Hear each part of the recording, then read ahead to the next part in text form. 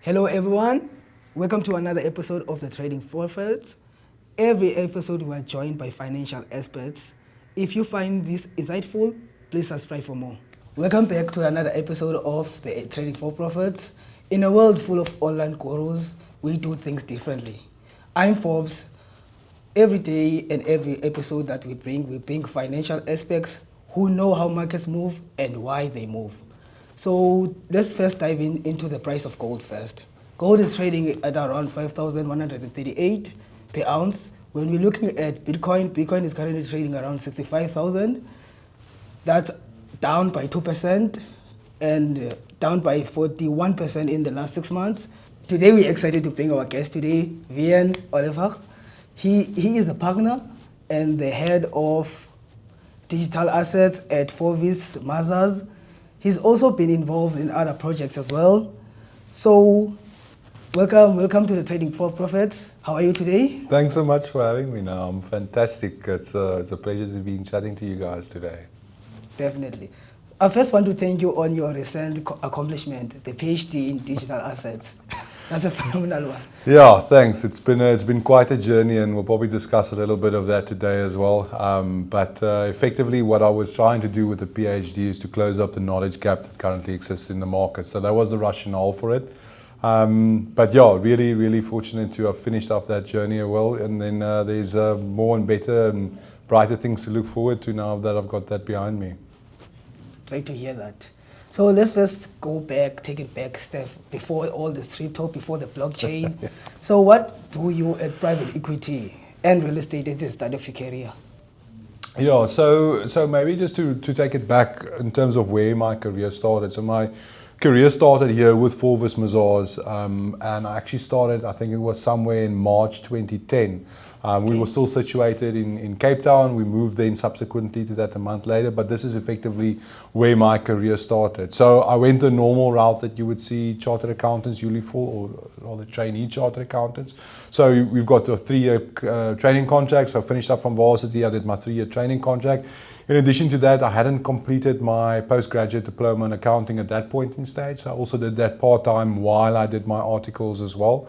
And then at the end of my articles, finished up my postgraduate diploma in accounting.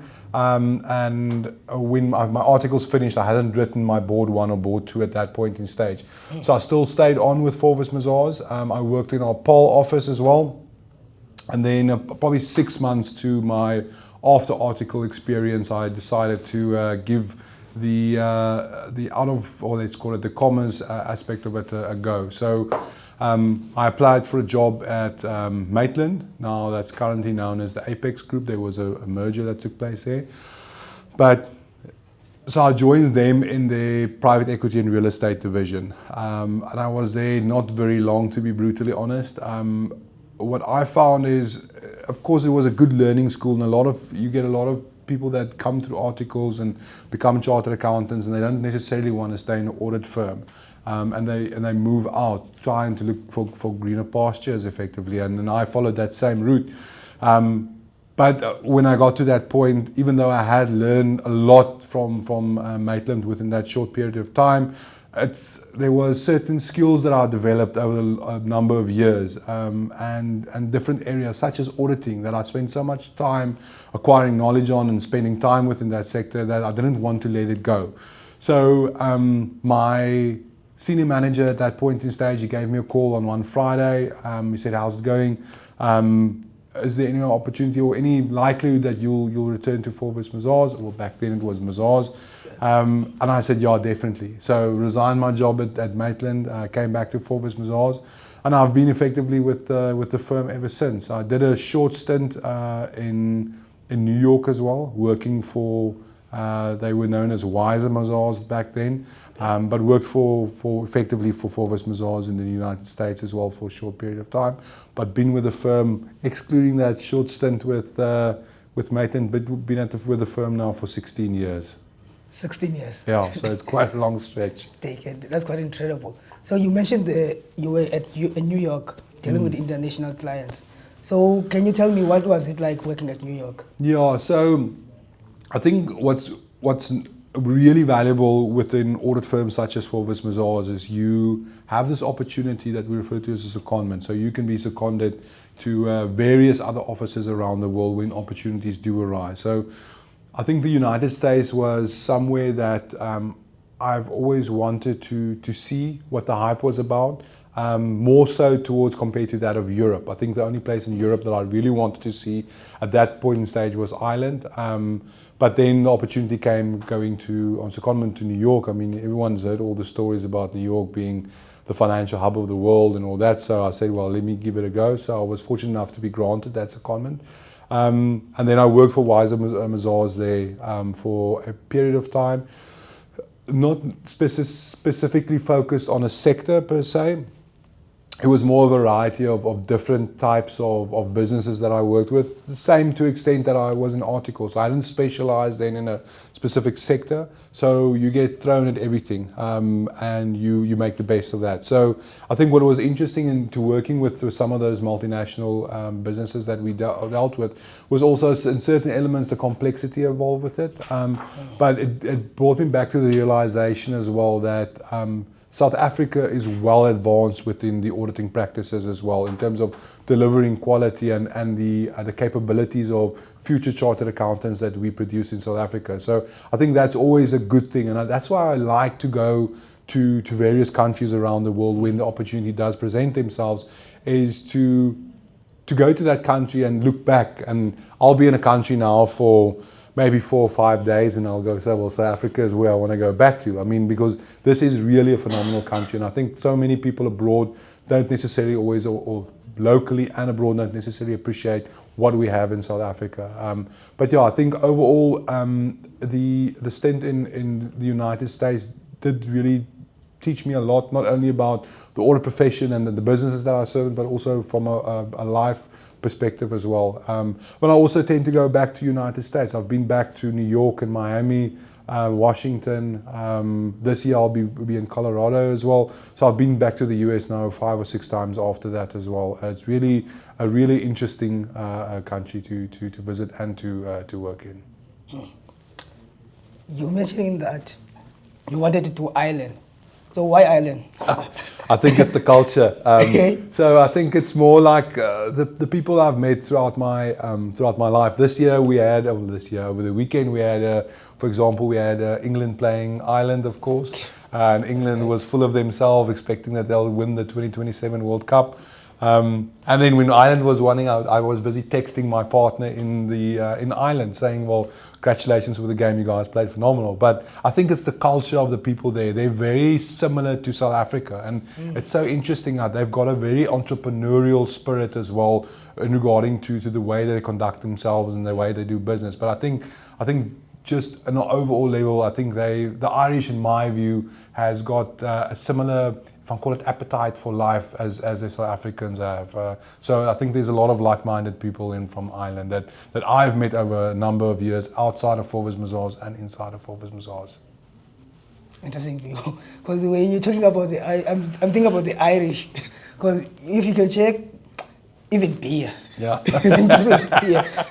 Like, even if you can check even the culture here, when Springbok is playing, people are like, yeah, I do. But I mean, that's the culture. I mean, that's where I think beautiful. the first time I've ever met Irish people were in a bar back at university. I mean, that's where they hung out and that's where we hung out. Okay. But yeah, I think there's a lot of similarities there. Okay, let's look a little bit forward now. What sparked you to even go and pursue a PhD in blockchain? Yeah. So it's actually a very interesting journey that I took. So I think back in 2018, well, let's call it 2016, 2017, I learned about blockchain-based digital assets. And I saw that, I think from that perspective that I was in back then, I saw it from a store value perspective, as a speculative asset class. I didn't necessarily understand the intrinsic value that the asset class could potentially hold for the traditional financial services world and to help people on a day-to-day basis. So I got involved from a speculative side initially. And in 2018, I was made partner. And when you're made partner, although I've had some background in terms of financial services, I wasn't fully focused on that sector. So in 2018, a new partner, and what happens if you're a new partner, all these cold calls and inquiry emails get passed along to you. So one day got an email going to see an individual in the city, and took my things and I went there. And that's the day where I met Sean Saunders from that it was back then, it was Revex. It's now called Altify, basically a cryptocurrency bundle platform. So I sat there with Sean. He took me through the business model and he explained to me what it is they need from professional services firms such as Forvis Mazars. Now, I think because of my financial services background, I could link up this element of this asset class in terms of how you would link it to the accounting standards, how you would report on it, how you would gain assurance on that. And I came back to the office, and coincidentally, I think subsequent to that, I had my first appraisal as well. Met with my managing partner and my head of audit at that time, and I said to them, well, there's real potential for us to expand within the digital asset sector, and to try and develop the portfolio of digital asset related clients. And they said, sure, go for it. And I think that's the phenomenal thing about Forvis Mazars is that entrepreneurial spirit that we have within the firm.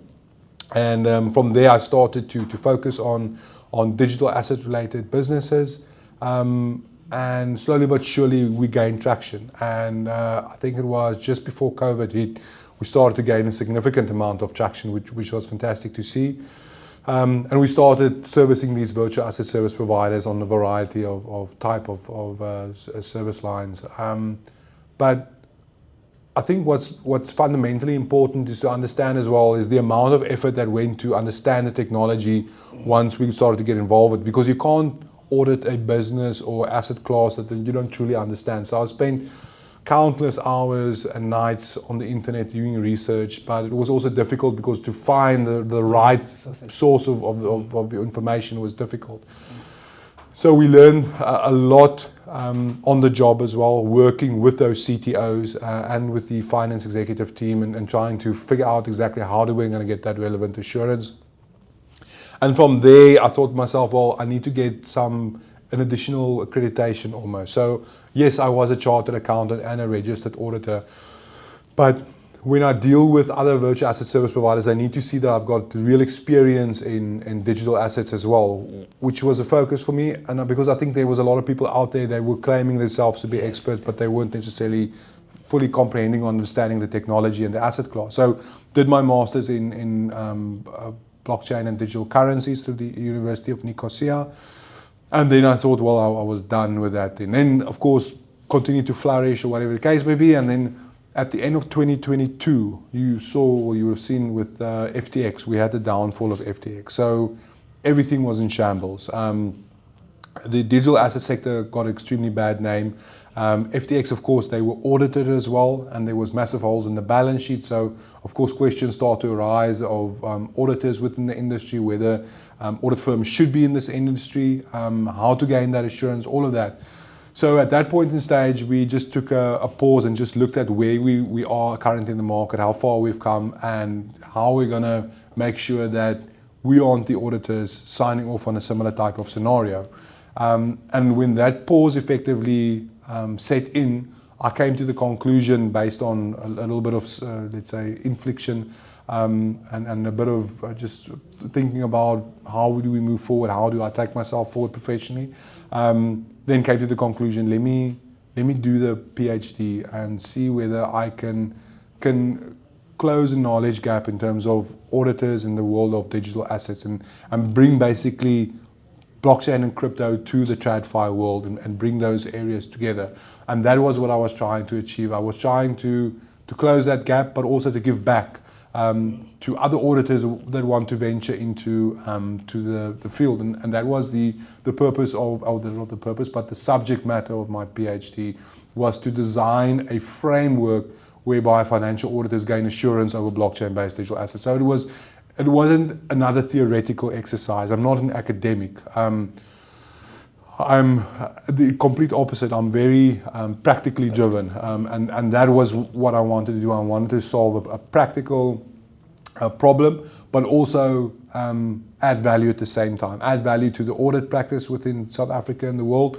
and also to the digital asset sector within South Africa and the world, to make sure that we can demonstrate to the world of TradFi that the gap can be closed. So that was effectively the approach that we took with me. Well, not with we took the approach that I took in terms of deriving to that point in completing my PhD. And then, of course, then also breaking news now, hot off the press. So I've also been appointed as a professor at the University of Northwest as well, basically to do guest lecture and assist with research on the topic of blockchain-based digital assets.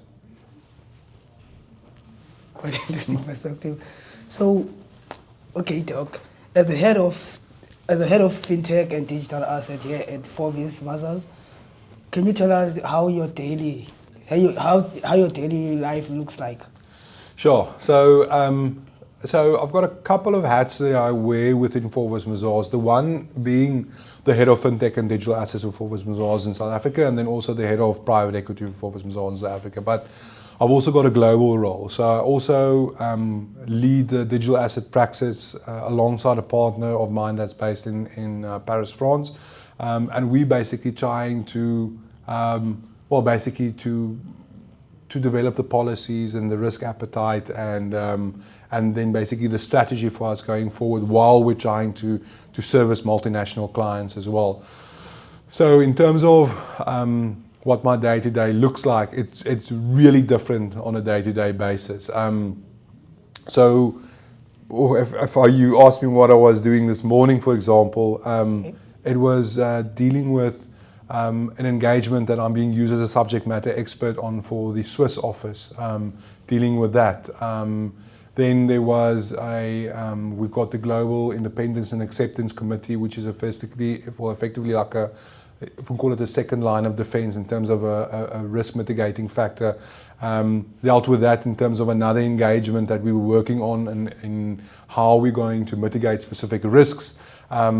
And then bring it back locally. I think I was dealing with a manager on one of the local virtual asset service providers and the specific approach that we're going to take with that in terms of what the rotation is going to look like, whether we're going to rotate that of another partner. But it is really different day to day. And I think that's the interesting thing about it. If you think an auditor, you think how interesting can a life of auditor be? I mean, it's quite a boring job. But if you... And once again, it comes back to that entrepreneurial spirit of Forvis Mazars that I told you about, and the backing that I have from my managing partner, my regional leader, my head of audit. It gives me a lot of ammunition and gives me a lot of courage to approach various initiatives that I want to approach.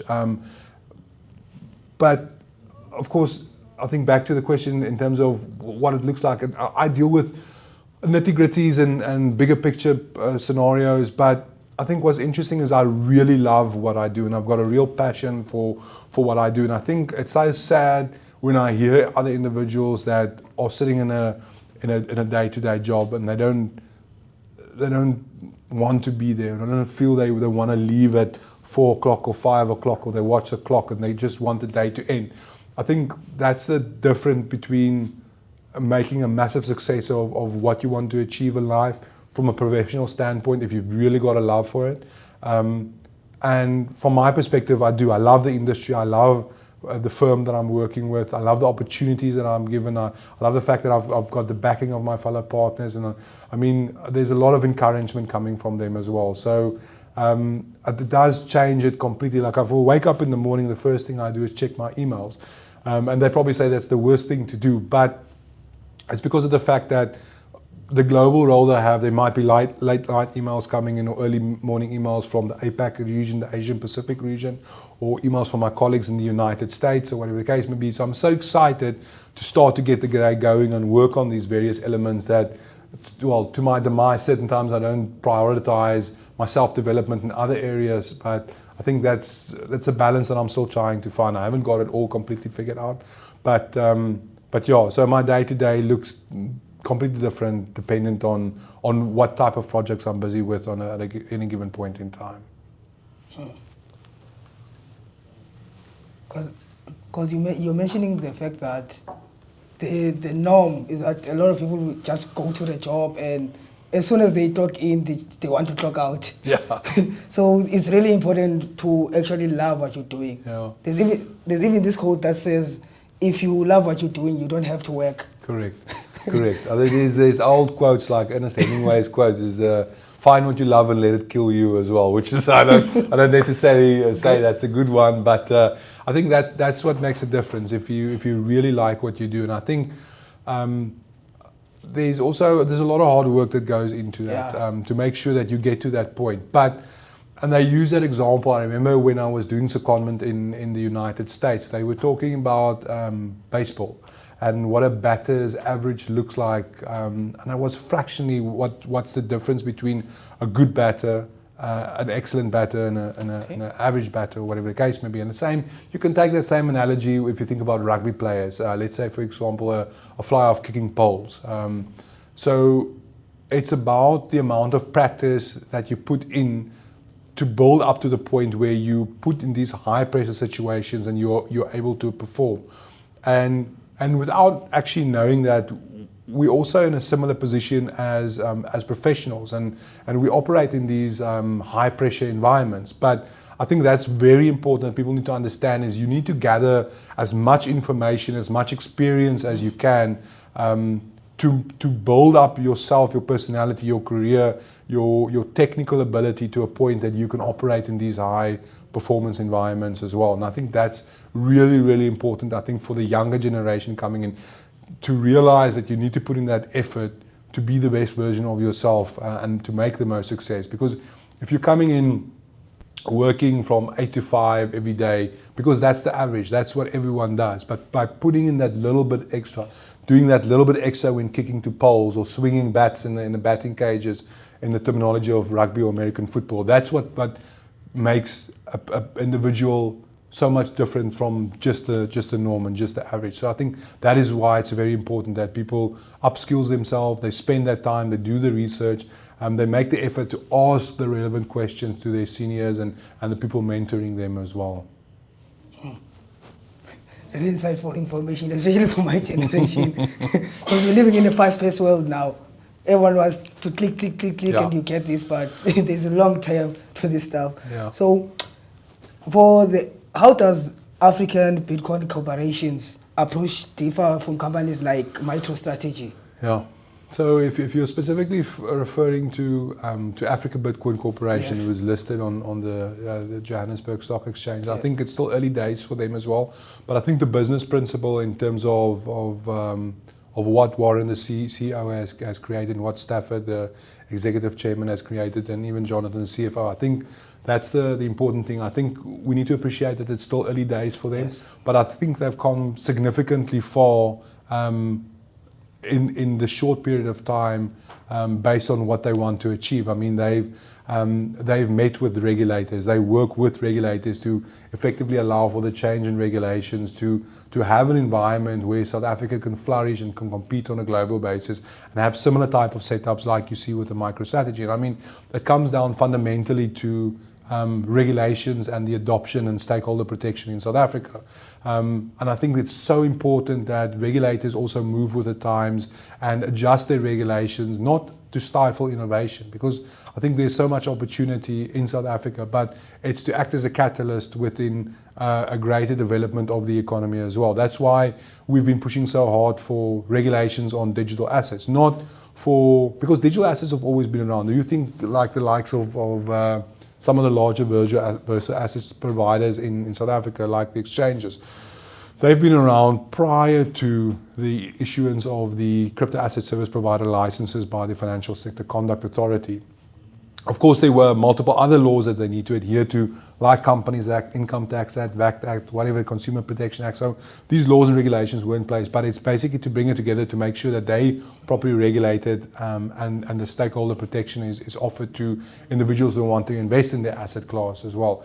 So it's always been around, but I think regulations need to develop to allow a greater catalyst within the South African economy for more virtual asset service providers and for them to solve problems. And I mean, and that to a certain extent is what ABC has also done. They've created an environment for individuals or for other companies to follow their lead as well, to unlock a certain element that's only available to external parties. I mean, we think about things like if there wasn't a strategy, well, let's say if there wasn't the Africa Bitcoin Corporation in South Africa, where would have they invested to get that exposure? It would have been to another strategic reserve company abroad. Currently, we're battling with the collective investment schemes framework that needs to be changed to allow for certain vehicles to hold digital assets within their structure. But while we wait for that to happen, funds are being pushed offshore because there's other vehicles outside there as well. So that's why regulations need to move with the time to allow South African investors to access the asset class to the extent that they need. And I think that's what ABC has done very well on a global basis. But like I said, early days, more for them, they're very innovative. So more products will probably be rolled out in the near future as well. ABC actually mentioned you guys that you were doing that auditing for them. So yes.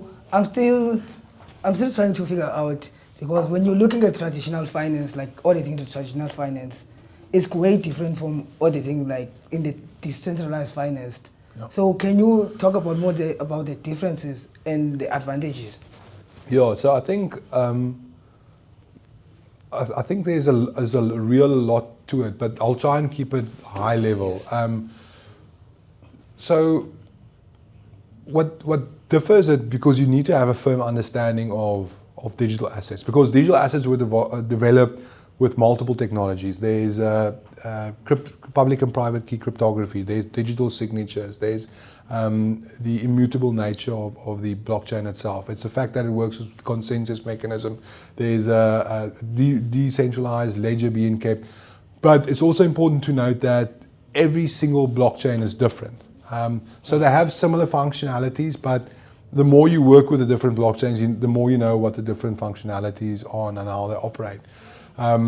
So that's a difficult thing to truly understand what you're dealing with, because if you're gonna say you're an expert in the field, or you want to approach a client and they start asking more technical questions and you can't find the way to fix the gap between auditing practices and the technology, you're going to look like a bit of a mampara then at the end of the day. So that's not where you want to end up. So that's what we've been trying to do, is to upskill ourselves and to close that gap. But I think in terms of that, I've been very fortunate enough to work with an individual with the name of Karel de Jager. So he runs a blockchain analytic and engineering firm as well, called Sixpence. And they've done great work on a global basis and on a local basis. We've worked with them on several larger engagements as well. And I think the relationship that we've got and the way that we approach specific engagements is it's a nice setup in terms of a synergy between Forvis Mazars and Sixpence as well. So it's been difficult, it's been this ups and downs, because effectively back in 2018 when we got involved in this space to try and look for tools to be utilized to query blockchains or to get balances or whatever the case, or cryptographically prove ownership or whatever. There weren't anything of those tools out there. So it was a lot of panel beating that took place, and a lot of thinking outside of the box to get that assurance that we'd be comfortable that I can put my name onto a audit opinion and sign off on something. And it's once again, like I said, it's fundamentally important that you understand what you're dealing with, because within the world of audit, it's not, because of course, if you get audit opinions wrong, there's other stakeholders that rely on that audit opinion. So if you get your audit opinions wrong, you will get sued. And that's why there's so much effort and detail, not only from the engagement partner, but his support that goes into an engagement to mitigate those risks and to make sure that the audit opinion is correct. There's always this risk in terms of the digital asset world. It's not what you don't know that gets you into trouble. It's what you don't know that gets you into trouble. So I've seen that in practice a lot. Like financial auditors engage with virtual asset service providers, but they don't fully comprehend what they are engaging with. And that's where they miss things and they make mistakes and they open up the gap. And that will not only cause harm to the auditing profession, but also to the digital asset sector as well. And that's what I'm trying to mitigate in closing these knowledge gaps.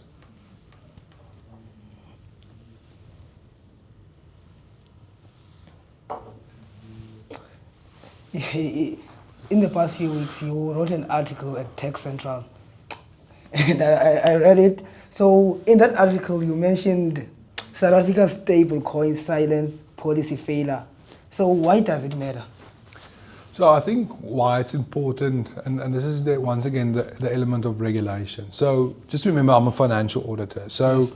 My job is to look through the financial records of a business and look at the financial statements and apply the international standards of auditing and the various quality frameworks that go along with it and our own methodology and all that. But why? Because someone's going to rely on that financial statement to make a decision. And it's there at the end of the day to protect stakeholders. It's to protect the individuals that are employed by that business. It's to protect the individuals that are investing in that business, various types of stakeholders as defined by Freeman. But now, why do we need regulations? And for the same purpose, stakeholder protection. So if you look at the diagnostic report that was issued by the Intergovernmental Fintech Working Group, there was, I think it was about 8 key areas that was identified where there's, let's say, higher than normal risks associated with stablecoin issues, and it was pertinent in the article as well to make sure that these risks identified by the Intergovernmental Fintech Group isn't there on all types of virtual asset service providers. It was a view of the entire sector, and they might have been looking at 1 or 2 or whatever the case. Just because, let's say, there was 8 of them, 6 of them flawed in, let's say, transparency, doesn't say there was 2 of them that weren't transparent. But I think why it's important is to have regulations to make sure that those stablecoin issuers act above reproach, and to make sure that stablecoins, or let's say those that use stablecoins in South Africa, are protected. But I think more importantly is if we look at a global basis in terms of what regulations is able to do. So I use the example of the Genius Act in the United States, for example. Now, what was so genius about the Genius Act is they created a statutory requirement for stablecoin issuers to actually hold US dollars or treasury bills as the backing for the stablecoins being issued. So they actually created demand for treasury bills and demand for the US dollar. And they can't cross-collateralize or rehypothecate or whatever the case may be. That is how they set it up, and that's how they wanted it to look. So now you're innovating by creating legislation that effectively helps the country. And to the same extent, that could be done from a South African context as well. So I think regulators need to innovate as well and think how they can bring about new regulations that protect stakeholders, but also brings a benefit to the monetary policies of South Africa, or South Africa as a country as a whole. And I think that's where it's important, because stablecoins and the technology does have a lot to offer. There's a lot of advantages.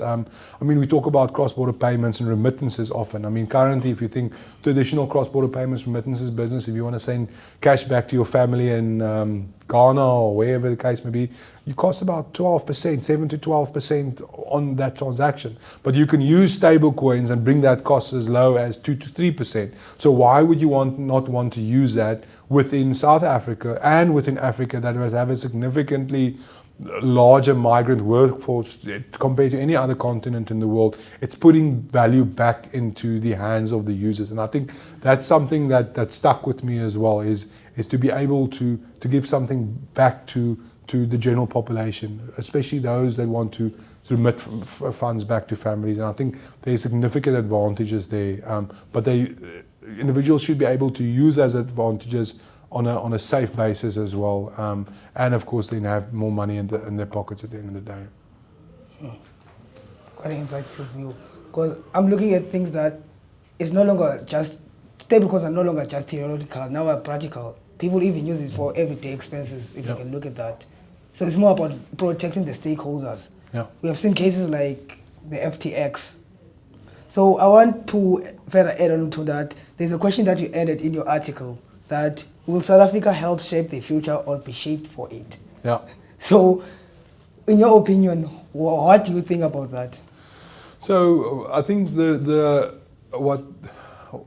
what prompted me to write the piece is because of the fact that we were promised regulations on stablecoins by the end of 2025, and we didn't see anything. And I think that was it, because my concern with, not with South African regulations, but just regulation in general, I do appreciate the fact that the wheel turns extremely slow when it comes to regulation development. But if we look at regulation development in terms of what the US have done over the last 12 months, it's significant. If you think about what Hong Kong has done with the Hong Kong stablecoin ordinance that they rolled out subsequent to the Genius Act, it's quite significant, and I mean it has an impact on a country.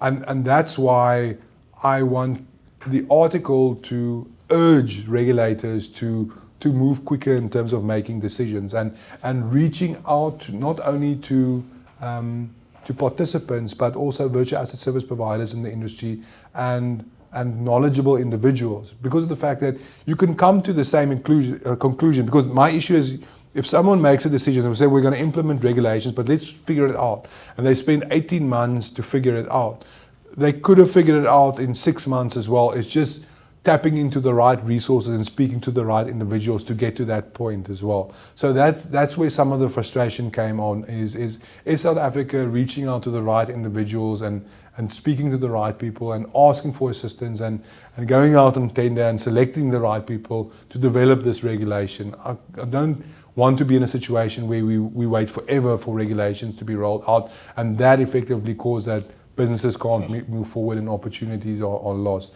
Because I think South Africans in general are very innovative, and I think we've got a lot to offer the world as well. But regulations need to move along with the times, because what happens if it doesn't, it pushes our resources abroad, and they usually leave the country trying to build something better in another jurisdiction as opposed to their own. We're also seeing that, in terms of that, to add on to what you're saying, we're seeing that they are issuing even more crypto licenses. Yeah. But the regulations, they're not doing much of the regulations. that's the first one. So I've said it before on a presentation I did, I think a stablecoin summit in, I can't remember, it was last year somewhere. Yeah, it was there. There is a real concern in terms of the license being issued, the number of licenses being issued, because I think we're currently sitting over more than 240 licenses. But if you look at jurisdictions such as Germany, United Kingdom, Singapore, Hong Kong, we're not even close to those numbers. So big the question is, are we issuing these licenses too freely? I think that's the first question.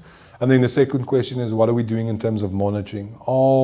Is the Financial Sector Conduct Authority issuing these licenses and then stepping away? Or are they relying on other mechanisms for possible detection of issues? And I think that's where it gets a bit grey. And like I said, I put it to the regulator to solve that problem. But I think regulations is good, but your monitoring is and your supervision is as important as a regulated environment in any country around the world. And I mean, we've seen that what's happened in Singapore as well. I mean, they've done quite well in terms of the monitoring aspect of it. But what will it look like in the near future for South Africa, we'll have to wait and see. That's the best answer. We'll wait and see. So what's the real difference between a stablecoin and CBDCs, which are central bank digital currency? Yeah, so the one is central bank digital currencies is usually issued on a private permission blockchain, where stablecoins are usually issued on a public permissionless blockchain. And the real difference is here is a blockchain isn't a blockchain if it's private permission. All that you've got is a very fancy ledger. It's not revolutionary, it's not immutable, there's elements such as it's not decentralized. I mean, it defeats the very principles of what blockchain technology was defined for. And there's a well-known Bitcoin enthusiast and scholar, Andreas Antonopoulos, and he uses the acronym of RIPCORD. And for the life of me, I'm not going to give you all the letters and what it means, but you need to be able to defend any blockchain against that acronym of RIPCORD. And I actually did that, I think 2 weeks ago. because I was preparing for another presentation that I need to meet or need to do, and ripcord doesn't, or let me say, CBDCs doesn't meet the definition of ripcord. So the big question is what is the necessity behind it? And I mean, we've looked at something like the euro e-money token that's issued by the European Central Bank. What is the purpose of it? So what are they really trying to solve there? Because they've got a fully developed, let's say, of financial world within Europe. So what are they trying to solve? I mean, and I think that's what's the interesting question that you always need to ask is, what are you trying to solve?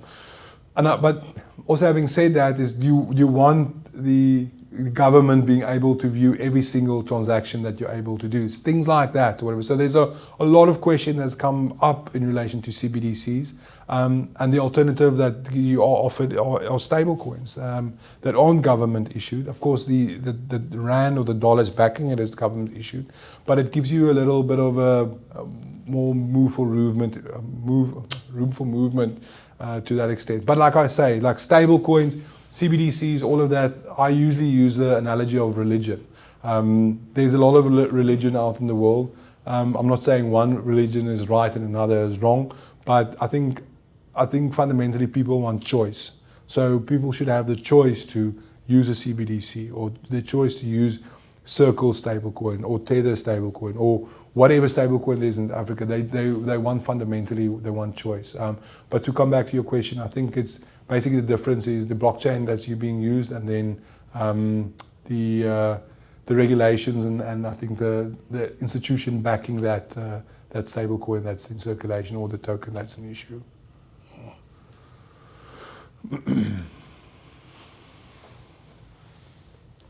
Okay, how mature is South Africa's regulatory framework right now? Sorry, how much?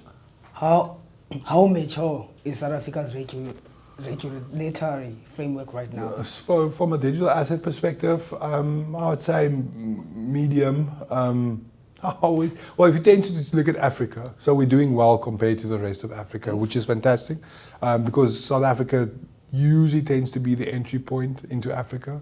But on a global basis, I want to try and hold, if I call it regulators and the industry to a higher quality or to a higher standard, and that's why I draw the comparison to various more mature regulations. So I think I would say medium, but there's definitely a lot more that can be done, especially because of the great minds that we see within the regulatory environment in South Africa, as well as within innovation. I mean, there's a hell of a lot of clever people in South Africa, and I mean, by working together, I think we can push the country forward into certain levels that can compete on a global basis as well. But I'm very hard on myself and the country as well to reach those standards as well.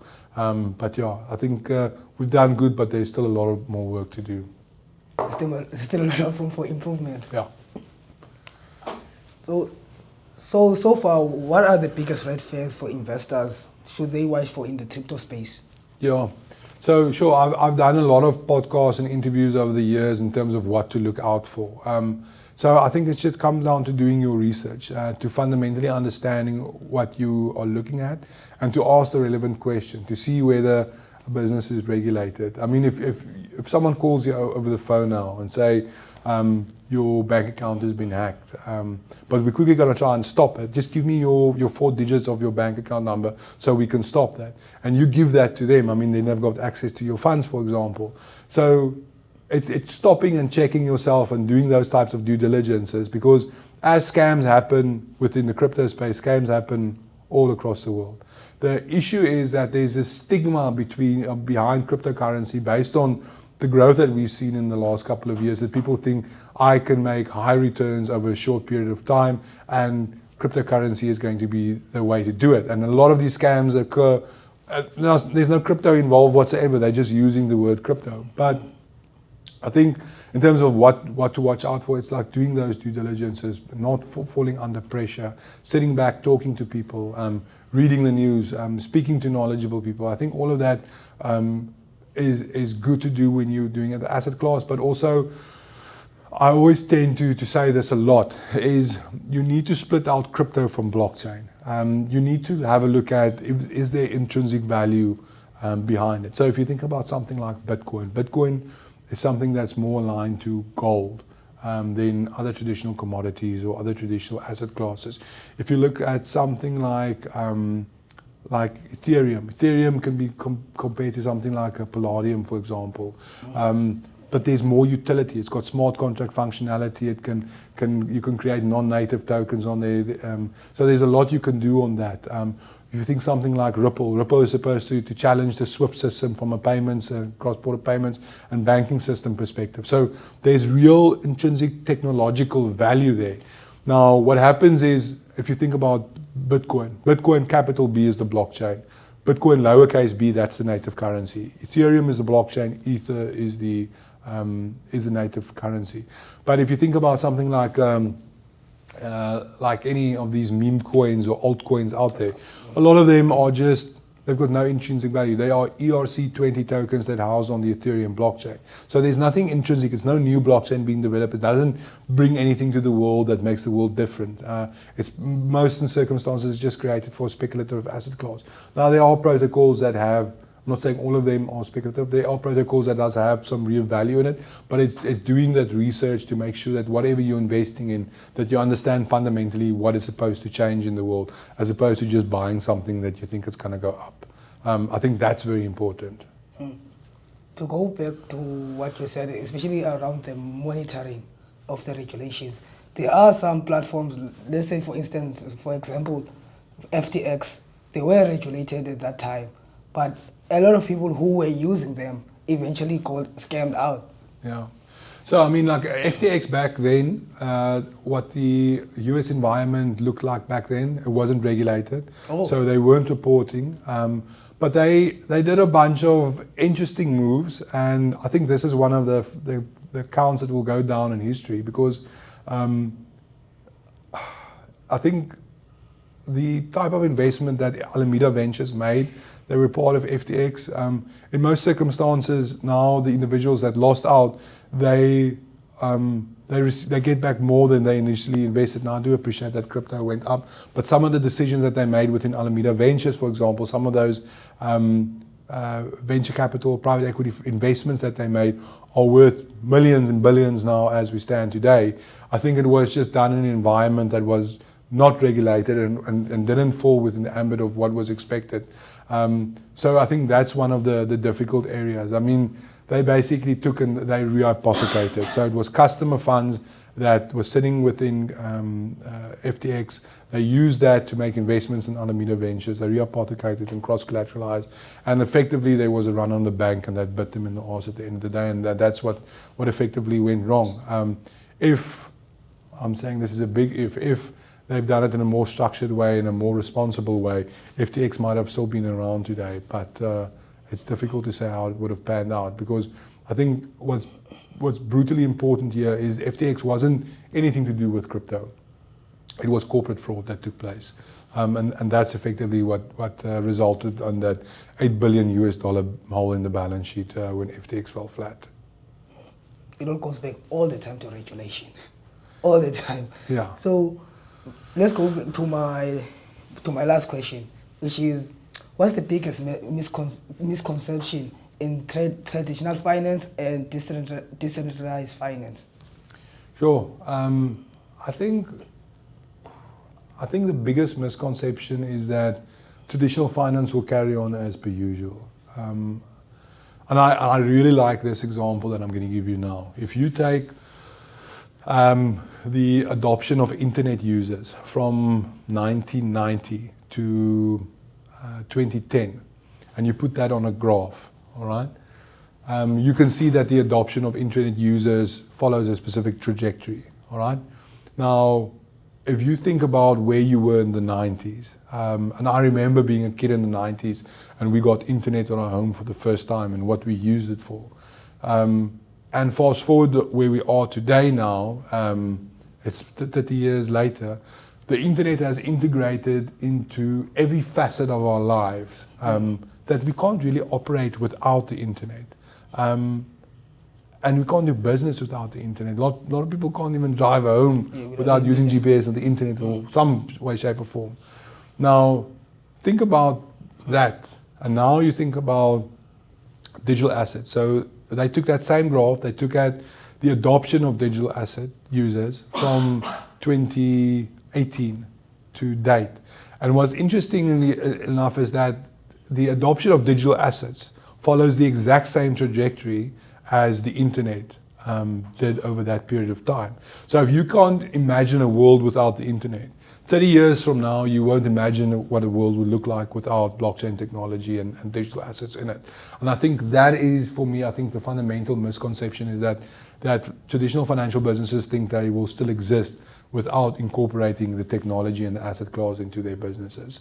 And I mean, Larry Fink said it, I think, in a post during the course of the week as well, where he said that banks that don't incorporate the technology will be left behind.